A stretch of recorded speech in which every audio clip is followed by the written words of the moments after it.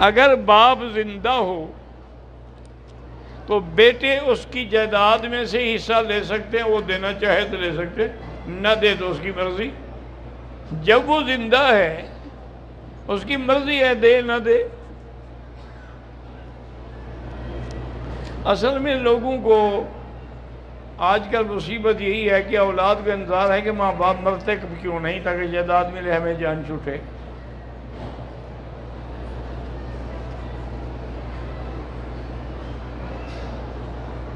کوہاٹ میں نوجوان شاہ محمود ہیں جو فلاحی کام کر رہے ہیں، اللہ ان کی نصرت فرمائے۔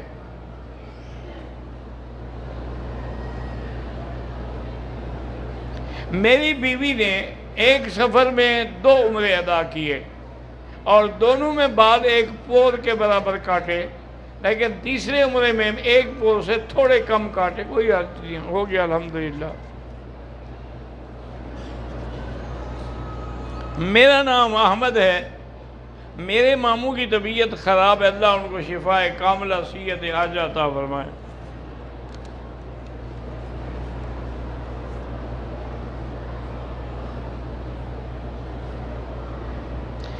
میں پاکستان سے ہوں، جناب محمد وسیم صاحب ولد احمد بخش کا ویزا نہیں لگ رہا، اللہ آسان کرے۔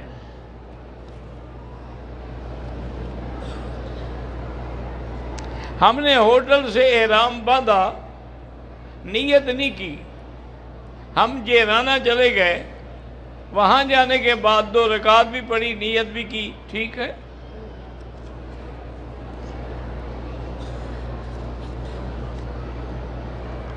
عمرے کی نیت کے بغیر صرف چادریں باندھ لینا کہ طواف کا موقع مل جائے، بہرحال یہ دعا کرو کہ اللہ یہ غلطیاں معاف کرے۔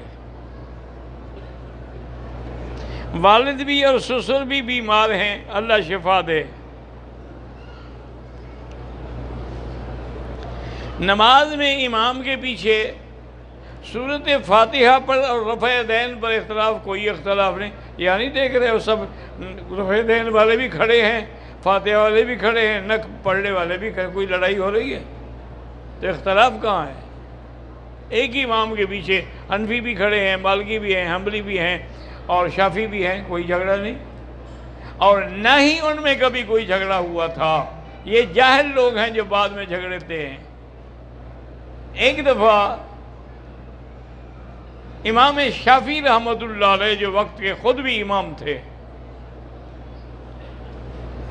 اور ان کی یہ عادت مبارک تھی کہ وہ نماز نہیں پڑھاتے تھے، مصلی پہ کھڑے نہیں ہوتے تھے، اگر کوئی مجبور کرے کسی شاگرد کو کہتے بھی تم پڑھا دو۔ وہ ایک دن گئے وہاں جس مسجد میں حضرت امام ابو حنیفہ رحمۃ اللہ علیہ کا مدرسہ بھی تھا اور ساتھ ان کی قبر بھی ہے اور ساتھ مسجد ہے عظیم۔ نماز کا جب وقت آنے لگا تو جلدی سے امام صاحب مصلی پہ کھڑے ہو گئے۔ لوگ خوش بھی ہوئے اور پریشان بھی ہوئے۔ خوش بھی ہوئے کہ چلو آج امام کی قیادت میں نماز پڑھیں گے، لیکن پریشان ہوئے کہ آپ تو نماز پڑھاتے نہیں، آج آپ کو کیا شوق ہو گیا؟ جب فارغ ہوئے تو فرمایا بھائی، چونکہ امام ابو حنیفہ کے نزدیک امام کے پیچھے فاتحہ نہیں پڑھی جاتی اور میرے نزدیک ضروری ہے، اس لیے میں امام بن گیا تاکہ جھگڑا ہی نہ رہے۔ امام تو پڑھے گا نا، حنفی ہو تو شافعی ہو، کوئی بھی ہو، تو یہ کوئی ایسے مسئلے نہیں ہیں کہ جسے کفر و اسلام بنا دیا جائے۔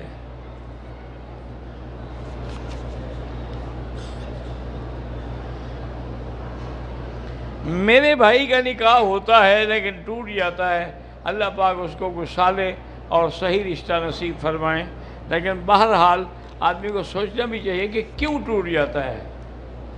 یا تو آپ کے بھائی میں کوئی بیماریاں ہیں، جب ان لوگوں کو پتہ لگتا ہے تو نکاح توڑوا لیتے ہیں۔ کوئی دیکھنا پاگل تو کوئی نہیں ہو گیا، آتے اور لوگ لڑکیاں دینے کے لیے پریشان ہیں، کیوں توڑوائیں گے؟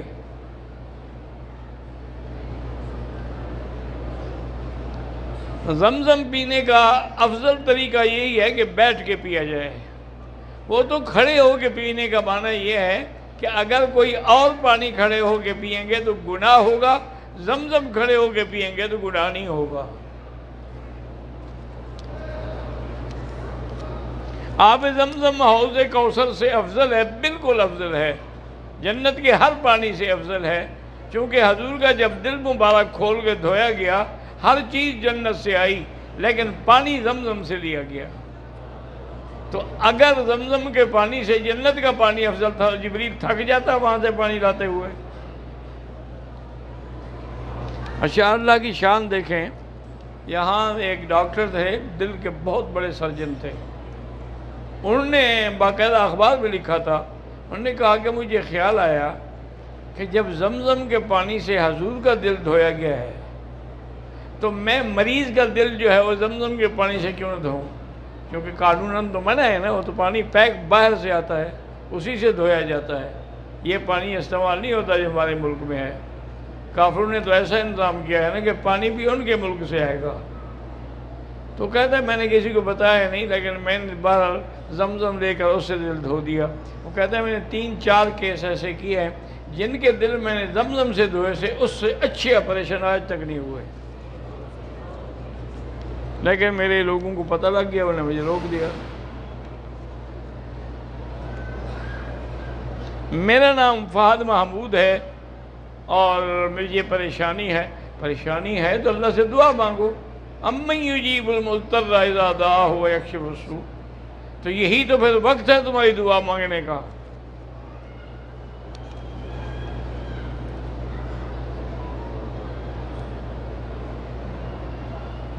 کہتے ہیں کچھ لوگ تعزیت کے لیے ہاتھ اٹھاتے ہیں، کچھ نہیں اٹھاتے، کوئی حرج نہیں ہے، اٹھائیں نہ اٹھائیں۔ ہندوستان کے مسلمانوں کے لیے دعا کریں کہ اللہ ان کی جان، مال، آبرو، عزت کی حفاظت کرے۔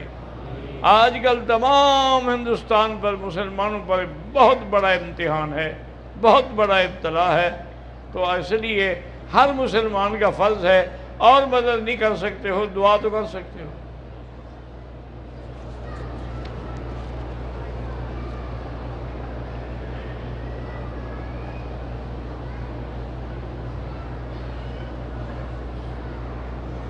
کہتے ہیں میرے بیٹے نے 4 سال پہلے حفظ کیا، عالم بنانے کے لیے مدرسے میں داخل کیا، 4 سال میں کچھ نہیں پڑھا، اب تو اسے چوری کرنا بھی شروع کر دیا ہے۔ تو مدرسے والوں نے کہا کہ بھی اپنے بیٹے کو لے جاؤ، یہ پڑھتا ہے نہیں اور اس کی حرکات خراب ہیں، اب بہتر یہ ہے کہ اس کی شادی کر دو، شاید اللہ کرے اصلاح ہو جائے۔ بہرحال اللہ اصلاح کریں گے، ورنہ 2 رکعت نماز پڑھیں اور 100 دفعہ سورۃ اخلاص اول آخر درود شریف پڑھ کے دعا مانگیں کہ اللہ میرے بیٹے کو ہدایت دے دے، تو انشاءاللہ 7 دن کریں گے تو ٹھیک ہو جائے گا۔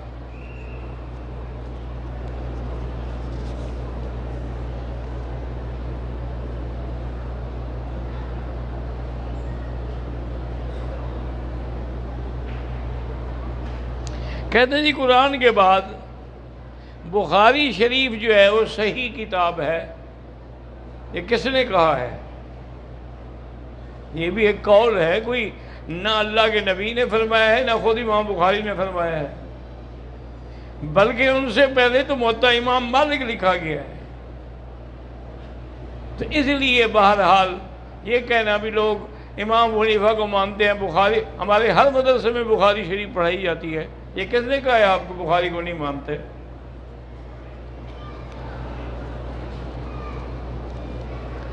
سیٹھ عبدالرزاق جلال پور والے فوت ہو کے اللہ مغفرت فرمائے۔ حجر اسود کو بوسہ دینا ٹھیک ہے، سنت ہے، لیکن عورتوں کو دھکے دیں، بے حرمتی ہو پھر نہ دیں، اشارہ کریں۔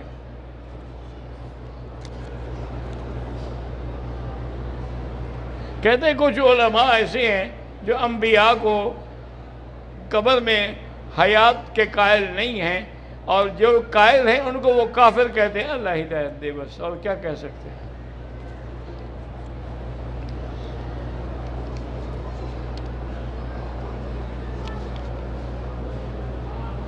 شہباز علیل ہیں، ان کے لیے دعا کہ اللہ شفا عطا فرمائے۔ میری بیوی 35 سال سے بیمار ہے، اللہ شفا عطا فرمائے۔ حجر اسود کا بوسہ لینا ہجوم میں لوگوں کو دھکے دے کر بالکل ناجائز ہے۔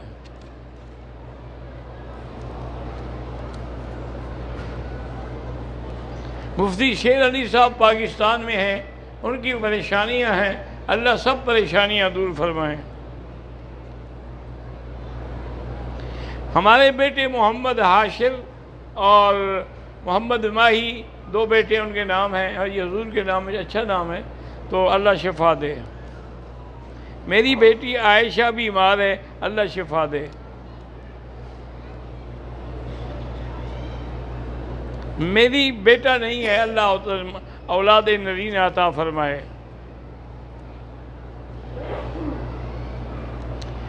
صوفی منظور احمد درخواستی فوت ہو گئے، اللہ مغفرت فرمائے۔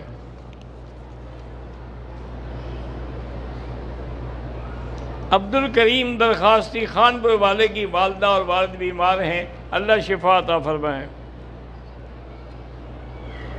بعض لوگ سڑک پر کھڑے ہو کر نماز پڑھنا شروع کر دیتے ہیں، اگر اگلی صفیں نظر آ رہی ہیں پھر تو نماز ہو جائے گی، اگر اگلی صفیں نظر نہ آئیں تو پھر نماز نہیں ہوگی، پھر اپنی علیحدہ پڑھ لیا کرو۔